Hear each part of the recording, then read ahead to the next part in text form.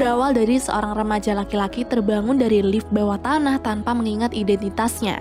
Dia tampak ketakutan ketika lift itu semakin cepat melaju ke atas hingga sampai di sebuah tempat yang disebut sebagai Glade. Beberapa saat kemudian datang beberapa orang asing yang membuat si pria ini ketakutan. Dia berusaha lari tapi karena terburu-buru dirinya pun jatuh dan semakin bingung ketika melihat tembok besar yang menjulang tinggi berada di sekelilingnya.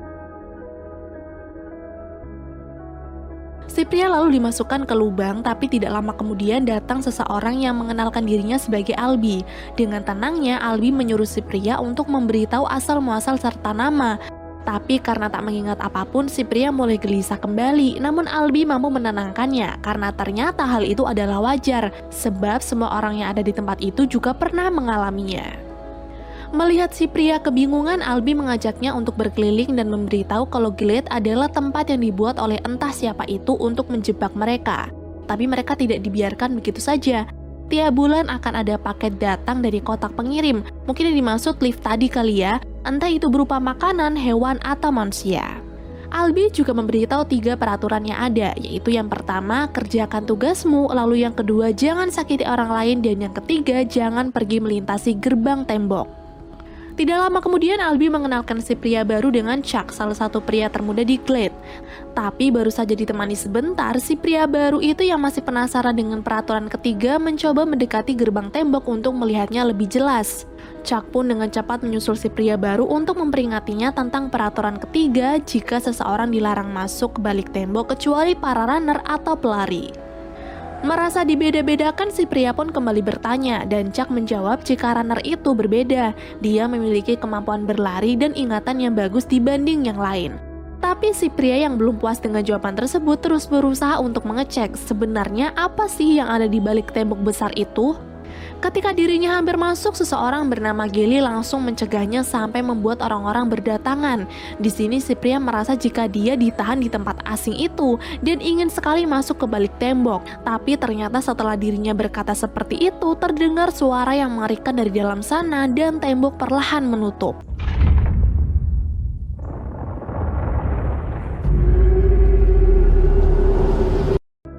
Di malam harinya, orang-orang merayakan kedatangan anak baru dengan membuat pesta api unggun. Lalu salah satu dari mereka yang bernama Newt mencoba akrab dengan si pria baru itu dengan meyakinkannya kalau di balik tembok pasti ada hal yang mengerikan. Newt juga memberitahu kalau setiap pagi para runner akan masuk ke balik tembok yang ternyata isinya adalah labirin untuk memetakan jalur, mengingatnya dan berusaha mencari jalan keluar. Newt berkata jika runner itu sudah melakukan tugasnya selama 3 tahun, terus kenapa nggak kelar-kelar nyari jalan keluarnya? Itu karena setiap malam struktur labirin tersebut terus berubah. Newt juga memberitahu jika ada runner yang gagal kembali pulang saat malam tiba, maka dia akan terjebak di labirin itu semalaman. Dan yang lebih menakutkannya lagi, tidak akan selamat sebab terdapat monster penguasa labirin yang mereka sebut dengan Griever. Mereka lalu lanjut berkeliling, tapi tiba-tiba Gelly mengajak si pria baru untuk bergulat dan adu mekanik yang sengit pun terjadi. Walaupun awalnya agak kewalahan, si pria baru ternyata mampu melawan Gelly. Kemudian ketika kepalanya terbentur ke tanah, si pria akhirnya berhasil mengingat namanya sendiri, yaitu Thomas. Seketika itulah orang-orang bersorak bahagia karena Thomas sudah mengingat namanya kembali. Pada malam pertamanya di Glade, Thomas sekilas mengingat sesuatu yang aneh, tapi sayangnya dia tidak tahu apa maksudnya itu sampai tidak terasa pagi telah tiba dan Albi datang untuk mengajaknya ke suatu tempat. Ternyata Albi mengajak Thomas ke salah satu tembok dengan banyaknya ukiran nama anggota Glade. Di sini Albi menyuruh Thomas untuk mengukir namanya juga, dan nama-nama yang sudah dicoret itu artinya mereka telah gugur pada saat memasuki labirin. Setelah itu, Thomas mulai membantu pekerjaan harian orang-orang Glade dengan mencari pupuk ke hutan. Tapi tidak lama kemudian, seorang runner muncul di hadapannya dan langsung menyerang sambil mengatakan kalau semua ini adalah gara-gara Thomas. Karena tidak paham apa maksudnya, Thomas pun mencoba memberi perlawanan. Namun karena orang itu terlalu kuat, Thomas berusaha kabur sekuat tenaga sambil berteriak meminta tolong. Melihat Thomas terancam, orang-orang langsung datang membantu dan memukul runner bernama Ben itu. Ketika dicek, alasannya adalah karena Ben telah disengat oleh monster penguasa labirin yaitu Griever dan harus segera diamankan karena seiring berjalannya waktu, infeksi yang ada akan membuat Ben menggila dan bisa membahayakan anggota Glade lain. Sore harinya di saat labirin akan tertutup, anggota Glade terpaksa harus memasukkan Ben ke dalam labirin dan membiarkan pria itu terbunuh di sana karena hanya inilah satu-satunya cara agar anggota Glade lain merasa aman. Lalu malamnya Thomas kembali bermimpi seperti sebelumnya. Dia masih belum paham apa arti mimpi itu. Tapi dalam mimpinya kali ini ada yang mengatakan Wick itu baik secara berulang-ulang sampai Thomas terbangun dan melihat Albie ikut bersama para runner untuk menghentikan Ben yang sudah tewas. Namun ketika hari sudah mulai sore, ketika cerah digantikan oleh hujan, orang-orang mulai panik karena Albie dan kawan-kawan belum juga pulang. Lalu ketika hujan sudah reda, dari kejauhan terlihat Mino bersama Albie sedang berusaha keluar dari labirin. Tapi terlihat Mino tertati-tati menggendong Albie yang ternyata sudah disengat oleh Griefer. Tidak ingin meninggalkan Albie sendirian, Mino terus berusaha menarik tubuh Albie walaupun gerbang labirin hampir tertutup. Karena waktunya tidak cukup, Thomas yang memiliki rasa kemanusiaan yang tinggi pun nekat masuk ke labirin demi menolong mereka. Namun yang terjadi, dirinya malah mencalonkan diri untuk terbunuh di dalam labirin tersebut. Kini, Thomas dan Mino pun harus berusaha bertahan sepanjang malam sambil membantu Albie. Terdengar struktur-struktur labirin berubah dan Griefer yang sangat kelaparan. Lalu karena Albie sudah tidak berdaya lagi, Thomas dan Mino berusaha mengamankan Albie dengan menggantungnya di atas benteng yang dipenuhi dengan tumbuhan yang lebat. Namun saat sedang menarik tali bersama-sama, Mino bergegas kabur karena tiba-tiba Griefer datang dari pintu labirin yang baru saja terbuka. Terpaksa sambil menahan tubuh Albie, Thomas berusaha bersembunyi di balik akar-akar itu sampai si Griefer pergi. Tapi baru saja keluar dan akan menolong Albie kembali, tiba-tiba Thomas pun langsung lari sekuat tenaga untuk menyelamatkan diri dari kejaran Griefer. Ketika terpojok, Thomas memberanikan diri untuk loncat dari dinding satu ke dinding yang lain sampai keberuntungan menyertai Thomas, di mana Griefer tersangkut tumbuh-tumbuhan. Beberapa saat kemudian Mino datang mengajak Thomas untuk masuk ke pintu labirin yang akan tertutup. Tapi bukannya langsung kabur, Thomas malah menunggu Griefer datang mengejarnya lagi sampai pintu itu pun tertutup. Esok harinya, orang-orang mulai menampakkan kesedihan mereka karena harus kehilangan runner terbaik dan Albie sebagai sesepuh atau orang pertama di Glade. Tapi siapa sangka, dari kejauhan ternyata Thomas dan Mino berhasil keluar dari labirin tersebut dan rencana Thomas dalam membunuh Griefer memang berhasil. Monster itu kini tewas terjepit. Setelah kejadian itu, mereka berkumpul untuk membicarakan peraturan yang telah dilanggar oleh Thomas. Dan karena ini sudah keterlaluan, Gally pun memutuskan untuk menghukum Thomas walaupun dia telah membunuh Griefer. Kemudian Mino angkat bicara dan berpendapat jika itu tidak adil. Toh selama ini baru Thomas yang berhasil membunuh Griefer plus dialah orang yang berani melindungi Albie di saat Mino kabur karena takut dibunuh Griefer. Lalu tanpa ragu, Mino pun mengangkat Thomas sebagai runner yang baru karena merasa pantas, dan hal tersebut tentu membuat perdebatan yang baru lagi. Tapi tiba-tiba terdengar suara yang menandakan jika ada kotak baru yang datang. Semua orang pun keluar untuk melihat apa yang mereka dapatkan kali ini. Setelah kotak dibuka, ternyata yang datang adalah anggota baru berjenis kelamin perempuan. Dia juga membawa secari kertas yang bertuliskan "She's the last one ever" atau yang artinya dia yang terakhir. Yang lebih menganehkannya lagi adalah ketika tiba-tiba perempuan itu memanggil nama Thomas yang membuat semua orang curiga. Karena si wanita tak kunjung sadar dan merasa keadaan semakin janggal, Thomas dan para runner yang masih berani berencana untuk masuk lagi ke labirin dan membedah tubuh Griefer untuk mencari tahu sesuatu. Singkatnya, ketika sampai di sana, Mino menemukan benda aneh di dalam jantung Griefer. Mereka tidak tahu benda apa itu, tapi yang pasti benda tersebut adalah petunjuk agar mereka bisa segera terbebas dari labirin itu. Setelahnya mereka kembali ke Glade untuk menunjukkan benda aneh bertuliskan angka 7 itu ke yang lain. Thomas berpendapat agar para runner masuk lagi ke dalam labirin untuk mencari petunjuk lebih lanjut, tapi Gally dengan keras melarangnya dan menghasut teman-teman untuk tidak mendengarkan Thomas. Gally juga bersikeras ingin memberi hukuman kepada Thomas, tapi Newt yang percaya jika Thomas bisa diandalkan malah memberi pembelaan dengan menjadikan Thomas sebagai runner yang baru.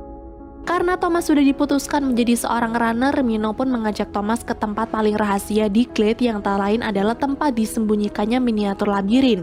Di sana Mino memberitahu Thomas kalau sebenarnya selama 3 tahun mereka berlari di labirin, mereka tak pernah menemukan jalan keluar dan sepertinya memang tidak ada jalan keluar. Mino dan Albie sengaja menyembunyikan semua fakta itu karena tidak mau membuat anggota Glade putus asa. Namun karena sekarang mereka telah menemukan satu petunjuk, Mino merasa telah mendapatkan harapan. Tidak lama kemudian datang 2 orang Glade yang memberitahu kalau si wanita sudah sadar.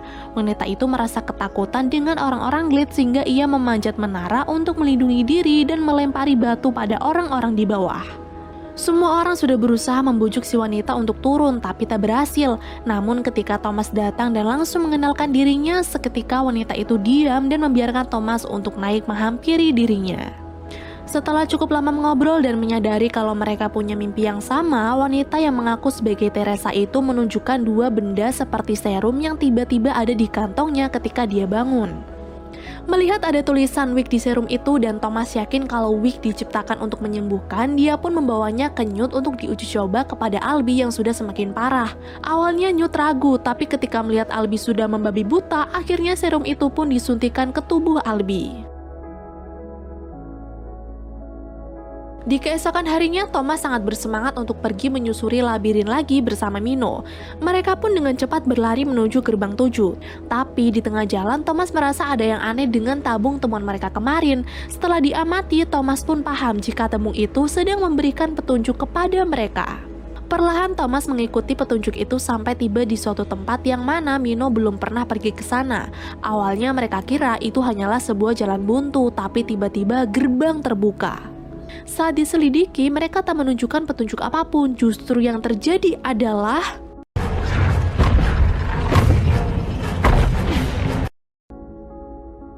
tidak ingin terperangkap, Mino dan Thomas lari sekuat tenaga. Walaupun hampir terhimpit, tapi ternyata mereka lebih cepat dari labirin sehingga mereka pun kini bisa selamat. Sesampainya di Glade, Mino dan Thomas menjelaskan ke anggota tentang apa yang terjadi di dalam sana. Mereka juga mengasumsikan jika tempat baru yang baru saja mereka temukan merupakan jalan keluar, namun sepertinya tempat tersebut dijaga oleh Griefer. Bukannya senang, Gally malah menyebut Thomas sok tahu, hingga Thomas yang tidak terima pun membalasnya dan terjadilah perdebatan di antara keduanya. Tiba-tiba Teresa datang memberi kabar bahwa Albie sudah sadar, tapi ternyata keadaan Albie tidak seperti dulu lagi. Dia terlihat seperti orang depresi dan trauma terhadap sesuatu. Ketika ditanya apa yang telah Albie ingat, Albie mengatakan bahwa dia mengingat Thomas adalah orang kesukaan mereka. Entah mereka yang dimaksud Albie itu siapa, tapi sepertinya Albie kecewa dengan Thomas karena telah melakukan sesuatu hal yang buruk. Di waktu yang sama, anggota Glade panik karena sudah malam tiba tapi gerbang labirin tak kunjung menutup. Ternyata kejadian buruk menimpa mereka, di mana para Griefer keluar dari labirin untuk menginvasi seluruh anggota Glade tersebut. Sontak orang-orang pun lari untuk menyelamatkan diri, tapi sayangnya beberapa dari mereka harus menjadi korban dari kekejaman Griefer. Karena situasi sudah semakin mencekam, Thomas dan kawan-kawan berusaha untuk melawan Griefer lalu sekuat tenaga lari ke tempat persembunyian. Tapi sialnya Griefer masih bisa masuk dan hampir membawa Chuck. Untunglah Albie langsung menolongnya, tapi naas justru Albie yang menjadi korban. Setelah terbunuhnya Albie, semua hening dan tiba-tiba saja Griefer menghilang. Gally dan kawan-kawan yang selamat pun kemudian datang dan langsung menghajar Thomas karena menganggap jika semua kekacauan ini disebabkan oleh datangnya Thomas. Di tengah teman-teman yang berusaha mencegah Gally, Thomas mulai menyadari kalau orang-orang yang tersengat Griefer bisa langsung mengingat masa lalu. Makanya di saat itu, Thomas langsung mengambil sengatan Griefer yang terputus untuk ia tancapkan pada tubuhnya sendiri. Setelah cukup lama tidak sadarkan diri, akhirnya Thomas bangun di pangkuan Teresa. Dia pun mengungkap semua yang dia lihat di mimpinya bahwa para ilmuwan lah yang sudah membawa orang-orang masuk ke dalam labirin. Mereka menjadikan beberapa manusia pilihan untuk melakukan uji coba bertahan hidup dan mereka yang berhasil keluar siap untuk menghadapi keganasan dunia di luar sana. Lebih mengejutkannya lagi adalah Thomas dan Teresa merupakan bagian dari para ilmuwan itu. Mendengar hal tersebut, Teresa merasa tak percaya. Tapi Newt tidak peduli dengan hal itu. Dia malah menyuruh Thomas untuk segera menyelesaikan apa yang sudah dia mulai, alias segeralah bangkit untuk mencari jalan keluar, apalagi sekarang Gally sudah berhasil menghasut anggota lain untuk memberi hukuman kepada Thomas. Thomas dan gengnya pun mulai menyusun rencana untuk menghadapi Gally. Thomas berpura-pura pasrah akan dimasukkan ke labirin sebagai hukuman. Tapi ketika waktunya tepat, Thomas langsung melawan dibantu gengnya sampai Gally tidak bisa berkutik. Thomas kemudian berkata jika tidak ada yang ingin ikut dengannya keluar dari labirin, maka biarkanlah dirinya dan kawan-kawan untuk keluar. Sebab Thomas berpikir mending dia mati dibunuh Griefer tapi sudah berusaha keras daripada harus selamanya berada di dalam Glade lalu mati sia-sia. Akhirnya Thomas pun berhasil mengelabui Gally dan gengnya. Dia dan kawan-kawan lalu beranjak masuk ke labirin menuju pintu di mana jalan keluar itu berada. Tapi sesampainya di sana, sialnya pintu itu masih dijaga oleh Griever. Lalu karena jalan satu-satunya adalah melawan monster itu, Thomas pun berusaha meyakinkan teman-teman untuk melawan Griever dan menitipkan tabungnya kepada Chuck. Di tengah-tengah pertarungan itu datanglah Griever yang lain. Chuck dengan Teresa kemudian sekuat tenaga membawa tabung ke dekat pintu keluar, sedangkan yang lain berusaha menahan para Griever sampai beberapa menjadi korban. Tapi ketika akan dibuka, ternyata pintu itu harus menggunakan kode. Teresa pun meminta kode yang hanya diketahui oleh Mino, di mana kode tersebut adalah urutan bagian-bagian gerbang labirin. Setelah menyebutkan kode sambil bertaruh nyawa, akhirnya Teresa berhasil membuka pintunya bersamaan dengan menutupnya pintu di depan sana yang membuat para Griever tewas tergencet. Mereka kemudian masuk ke sebuah lorong yang ternyata langsung terhubung ke ruang laboratorium Wick. Di dalam sana mereka melihat begitu banyak mayat dan isi laboratorium yang sudah kacau balau. Ketika sedang mengamati tempat tersebut, Thomas memencet tombol dan muncullah rekaman video dari Dr. Ava, seorang direktur dari perusahaan Wick. Dia memberikan selamat kepada Thomas dan kawan-kawan karena sudah berhasil melewati misi. Dia juga akhirnya memberitahu alasan perusahaan Wick memasukkan mereka ke dalam labirin. Dan alasannya adalah karena ilmuwan ingin melakukan uji coba kepada manusia mana yang pantas untuk dijadikan manusia baru yang siap melawan ganasnya dunia. Sebab sekarang manusia sedang diambang kepunahan karena sengatan cahaya matahari yang sangat panas. Akibat dari panas matahari itu pula muncul virus mematikan yang disebut dengan flare. Virus itu menyerang syaraf otak dan membuat orang yang terinfeksi akan menjadi menggila dan berbahaya. Makanya perusahaan Wick terpaksa mengorbankan banyak anak-anak muda untuk dilakukan uji coba.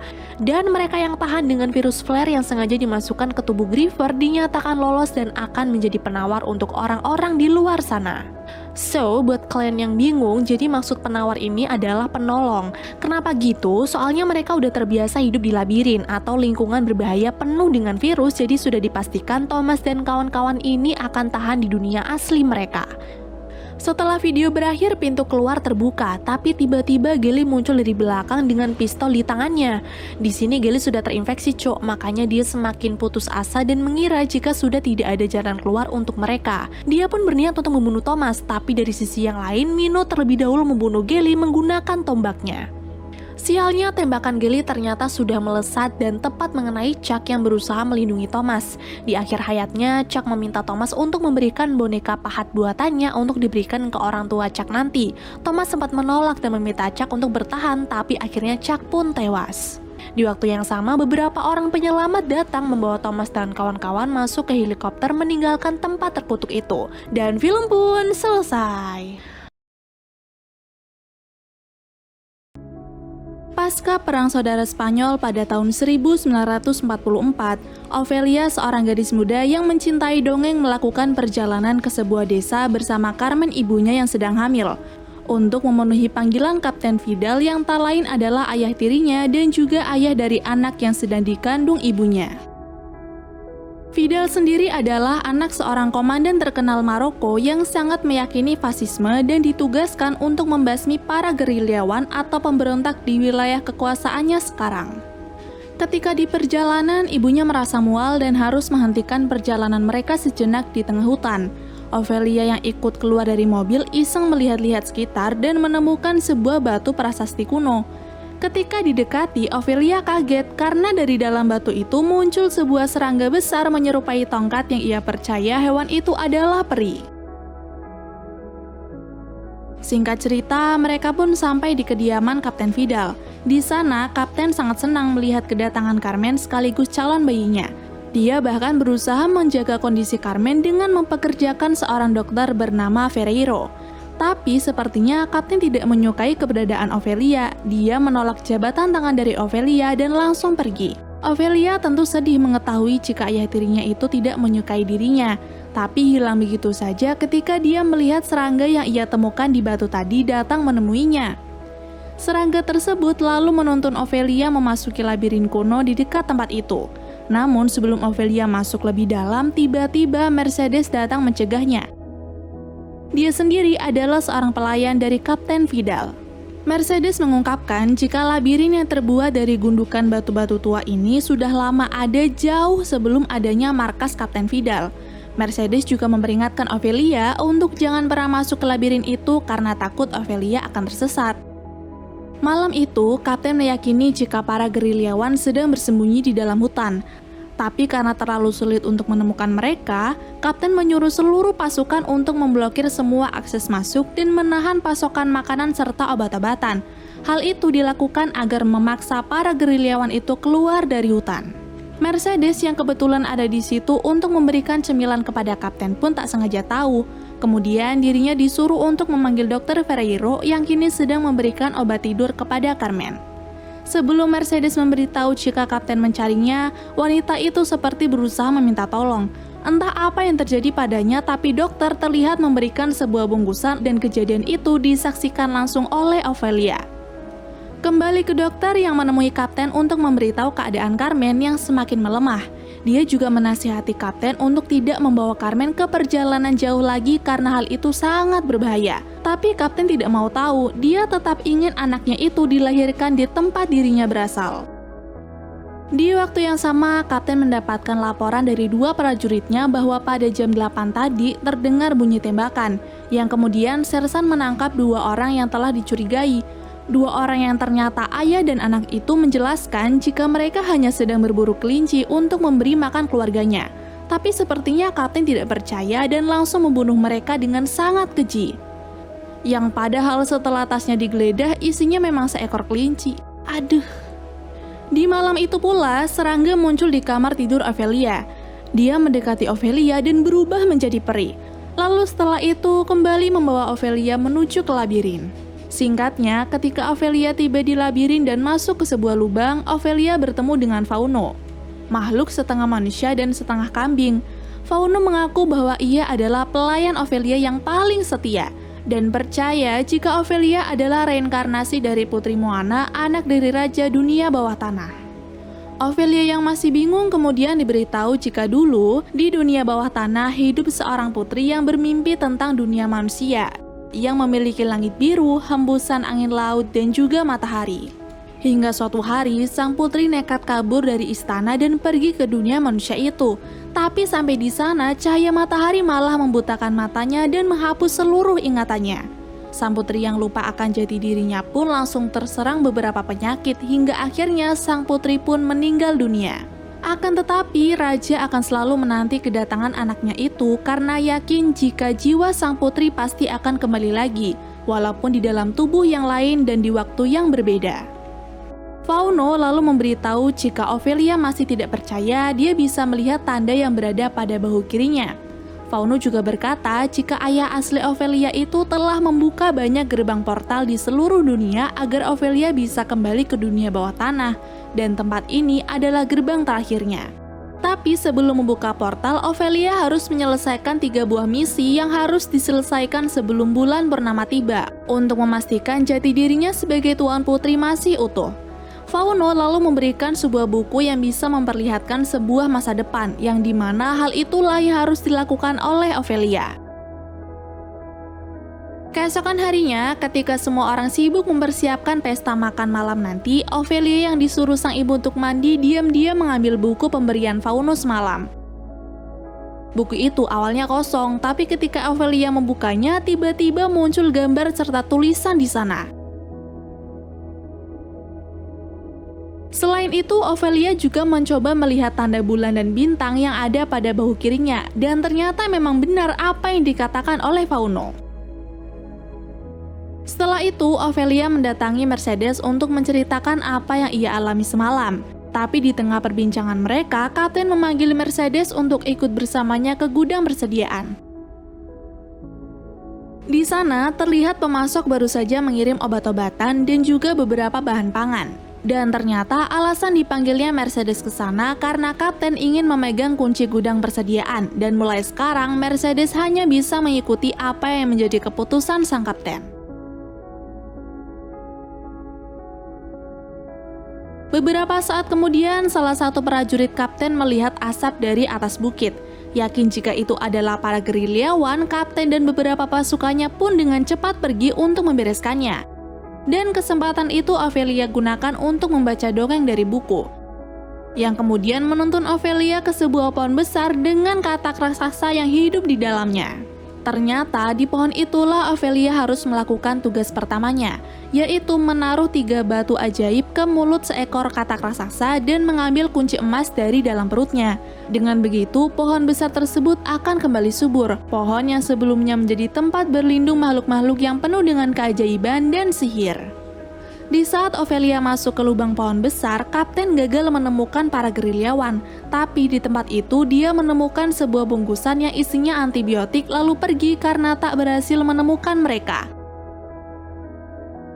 Yang padahal dari kejauhan para gerilyawan itu sedang mengamati Kapten dan para pasukannya. Walaupun jijik dan takut, tapi dengan kecerdikannya dia berhasil memasukkan 3 batu pemberian Fauno ke dalam perut katak. Sehingga katak itu pun mati dan mengeluarkan kunci yang sudah lama ditelannya. Tapi hal itu membuat Ophelia menjadi terlambat datang ke pesta makan malam. Di pesta tersebut, Kapten mengumumkan jika mulai malam itu setiap anggota keluarga akan mendapatkan 1 kartu jatah untuk mengambil makanan. Hal itu dilakukan untuk mencegah mereka memberikan jatah makanan ke gerilyawan di gunung. Nah, di sini baru diketahuilah jika Dokter dan Mercedes adalah bagian dari para gerilyawan. Maka dari itu, Mercedes diam-diam pergi ke gunung untuk memberitahu para gerilyawan, tapi dirinya malah bertemu dengan Ophelia yang tubuhnya sangat kotor. Mercedes selalu membawa masuk Ophelia dan di sana Ophelia dimarahi sang ibu karena tidak bisa berlaku sopan. Lalu tidak lama kemudian serangga datang. Ophelia pun meminta serangga untuk mengantarkan dirinya lagi ke gerbang portal terakhir untuk memberikan kunci yang sudah berhasil ia dapatkan. Tiba di sana, Ophelia penasaran dengan sebuah ukiran batu. Ketika bertanya tentang ukiran bayi di batu itu, Fauno tidak menghiraukannya dan justru memberikannya sebuah kapur, sekaligus menyuruh Ophelia untuk menyimpan kuncinya. Di sini Ophelia sempat merasa curiga dengan Fauno, tapi dia tetap diam lalu kembali ke rumahnya. Esoknya, Kapten dan para prajurit mulai membagikan makanan kepada warga sekitar yang sudah mendapatkan 1 kartu jatah. Sedangkan Ophelia yang baru saja bangun pergi ke kamar mandi untuk membaca bukunya lagi. Tapi buku itu malah mengeluarkan tinta merah bersamaan dengan ibunya yang sedang mengalami pendarahan hebat. Ophelia yang panik pun dengan cepat melaporkannya kepada Kapten. Menurut dokter, kini Carmen membutuhkan banyak istirahat dan harus ditenangkan setiap saat. Bahkan Ophelia pun harus pindah kamar karena ibunya tidak boleh ada yang mengganggu. Setelah pindah kamar, Ophelia berkata jika dia sebenarnya tahu jika Mercedes telah menolong para gerilyawan. Tapi dia tidak akan memberitahu siapapun karena tidak ingin Mercedes dalam bahaya. Setelah menidurkan Ophelia, Mercedes diam-diam mengambil sesuatu dan pergi bersama dokter untuk menemui salah satu gerilyawan bernama Pedro. Pedro sendiri adalah adik dari Mercedes. Mereka kemudian pergi ke tempat persembunyian, di mana Mercedes membagikan makanan kepada para gerilyawan itu. Sedangkan dokter menyembuhkan salah satunya yang tengah terluka parah. Tapi karena kaki orang itu sudah tidak dapat disembuhkan lagi, dokter pun terpaksa mengamputasinya. Di sisi lain, Ophelia dibangunkan oleh Fauno karena harus segera menyelesaikan misi sebelum bulan purnama. Di sini Ophelia berkata, dia tidak bisa melanjutkan misinya karena sekarang ibunya sedang sakit. Tapi karena sudah tidak punya waktu lagi, Fauno memberikannya akar Mandrake yang bisa menyembuhkan penyakit ibunya itu. Dengan cara menaruhnya di bawah tempat tidur ibu dan ditaruh dalam mangkuk berisi susu segar, serta setiap pagi harus diberi 2 tetes darah. Sebelum membuka bukunya kembali, Fauno memperingatkan Ophelia untuk tidak tergiur dengan makanan di sana, karena jika itu terjadi maka hal buruk akan menimpa. Ophelia lalu menggunakan kapur pemberian Fauno untuk membuat pintu dan menggunakan jam pasir sebagai pembatas waktu. Didampingi oleh 3 peri pemandu, Ophelia berusaha menyelesaikan tugas keduanya, yaitu mengambil sebuah belati dari sarang pelmen raksasa pemakan anak-anak yang duduk diam di depan sebuah meja makan. Setelah mendapatkan apa yang ia cari, bukannya langsung pergi, Ophelia malah memakan 2 buah anggur di meja pelmen, hingga yang terjadi monster itu bangkit dan berniat memakan Ophelia.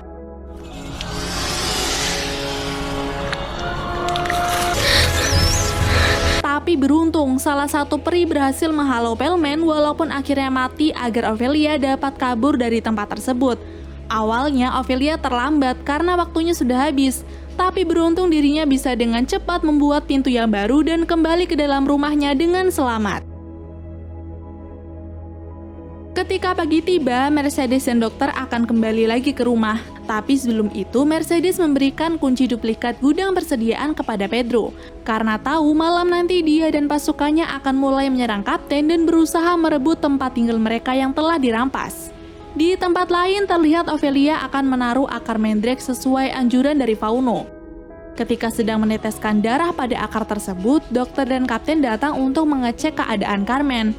Di sana, Ophelia mendengar ucapan kapten yang menyuruh sang dokter untuk menyelamatkan bayinya saja ketimbang Carmen. Sesaat setelah itu, kapten mendengar bunyi ledakan yang ternyata itu adalah ulah dari para gerilyawan. Mereka meledakkan kereta lalu mengambil seluruh bahan makanan dan obat-obatan yang ada di gudang. Jengkel dengan apa yang dilakukan oleh para gerilyawan itu, kapten pun memulai peperangan di dalam hutan. Dan berhasil menangkap satu gerilyawan hidup-hidup untuk ia siksa agar mendapatkan informasi. Di malam yang sama, Fauno kembali mendatangi Ophelia dan langsung marah ketika tahu perinya mati gara-gara Ophelia telah melanggar aturan. Walaupun sudah mendapatkan belatinya, Fauno menolak memberikan tugas yang ketiga dan Ophelia tidak ada kesempatan untuk kembali ke dunia bawah tanah. Sedangkan di sisi lain, kapten memanggil dokter untuk menyembuhkan gerilya yang baru saja ia siksa. Tapi ketika kapten melihat antibiotik yang sama seperti yang ia temukan di hutan, kapten pun yakin jika dokter adalah salah satu dari mereka. Dia yang marah bergegas untuk membunuh dokter, tapi terhenti karena mendengar keributan di kamar istrinya. Ternyata itu adalah Ophelia yang berniat meneteskan darahnya lagi. Tapi karena sudah ketahuan oleh kapten, akar itu pun diambil dan dibakar oleh ibu karena merasa tidak membutuhkannya. Kapten kemudian kembali kepada dokter untuk melihat keadaan si gerilyawan. Tapi sampai di sana, orang itu sengaja disuntik mati oleh dokter karena kasihan melihatnya terus disiksa. Sehingga yang terjadi, dokter pun mati tertembak. Tidak lama setelah dokter tewas, kapten diberitahu jika kini istrinya sedang melahirkan. Tapi gara-gara kondisi Carmennya tidak sehat, bayinya selamat, sedangkan dia meninggal dunia. Semua orang, terutama Ophelia pun sangat terpukul dengan kepergian Carmen. Di lain hari, ketika Mercedes sedang menidurkan si bayi, kapten mulai mencurigai Mercedes karena dia tahu jika wanita itu paling dekat dengan sang dokter. Mercedes yang tidak ingin celaka pun dengan cepat mengambil barang-barangnya dan akan kabur malam itu juga. Sebelumnya dia menemui Ophelia untuk pamit, tapi anak itu malah ingin ikut bersamanya sehingga Mercedes pun mengajaknya pergi. Namun ketika sampai di hutan, bukannya bertemu dengan para gerilyawan, mereka berdua malah bertemu dengan kapten dan pasukannya yang ternyata dari tadi sudah menunggu. Sekarang Ophelia pun dikurung di kamarnya dan Mercedes diikat di gudang. Tapi ketika kapten akan menyiksa Mercedes, wanita itu lebih dulu membebaskan dirinya menggunakan pisau yang selalu ia bawa. Lalu menusuk kapten dari belakang serta melukai wajahnya. Namun karena luka itu belum ada apa-apanya, para pasukan segera mengejar Mercedes ke dalam hutan dan mengepungnya. Mercedes yang tahu jika dirinya tidak akan bisa lolos pun nekat akan bunuh diri, tapi di waktu yang tepat para gerilyawan datang untuk menolongnya. Di kamar, Peri dan Fauno ternyata kembali mendatangi Ophelia dan bersedia memberikan tugas yang ketiga, yaitu dengan membawa adik bayi ke gerbang portal secepat yang Ophelia bisa. Ophelia yang mengerti pun diam-diam masuk ke kamar kapten dan memasukkan banyak obat tidur ke minuman, sehingga ketika kapten meminumnya dan mulai sempoyongan, Ophelia langsung membawa adik bayi pergi. Tapi kapten yang masih kuat itu segera menyusul Ophelia dan tidak peduli jika sekarang para gerilyawan sedang memulai peperangan. Dia terus mengejar Ophelia sampai ke labirin, tapi karena jalan hanya terbuka untuk Ophelia, kapten pun harus kebingungan. Setelah berhasil sampai, Fauno menyuruh Ophelia untuk menyerahkan adiknya karena portal hanya bisa dibuka dengan darah orang yang tidak bersalah. Alias, Ophelia harus merelakan adiknya agar tetesan darahnya itu bisa membuka portal terakhir. Tentu saja Ophelia menolak. Dia lebih merelakan tahtanya sebagai tuan putri ketimbang menyakiti adiknya sendiri. Di saat Ophelia dan Fauno sedang berdebat, Kapten datang. Di sini Kapten tidak bisa melihat Fauno karena yang bisa melihat hanyalah Ophelia. Dia lalu merebut adik bayi lalu menembak Ophelia saat itu juga. Tapi ketika keluar dari labirin, Kapten sudah ditodong senjata oleh para gerilyawan. Dirinya pun menyerahkan anaknya itu kepada Mercedes dan berdiam diri sampai kemudian ditembak mati. Mercedes kemudian memasuki labirin untuk mencari Ophelia. Namun Ophelia sudah terbaring lemah dengan darah yang keluar dari tubuhnya menetes sampai ke monumen portal terakhir. Saat Mercedes dan yang lain mengiringi kepergian Ophelia, jiwa Ophelia kembali ke dunia bawah tanah dan bertemu dengan orang tuanya dan juga para pelayan yang setia. Ternyata hal itu bisa terjadi karena Ophelia telah memberikan hidupnya untuk menyelamatkan hidup adiknya. Secara otomatis, Ophelia telah menyelesaikan tugas terakhir dan membuktikan jika dirinya itu memanglah Putri Moana. Lalu film pun selesai. For information, sebenarnya film ini dibuat khusus loh untuk orang dewasa ya, karena banyak adegan mengerikannya. Dan kenapa film ini menggabungkan dua fantasi dengan realita? Soalnya Pak Sutradara ini ingin menyampaikan pesan. Ophelia ini diibaratkan cinta dan Kapten adalah kebencian. Cinta memang hanya bisa tampak bagi orang yang mampu menemukannya. Jika tidak, seseorang akan selamanya terjebak dalam labirin yang ada pada dirinya sendiri. Gitu loh pokoknya. Oke, sekian dari saya Rasa. Bye and see you.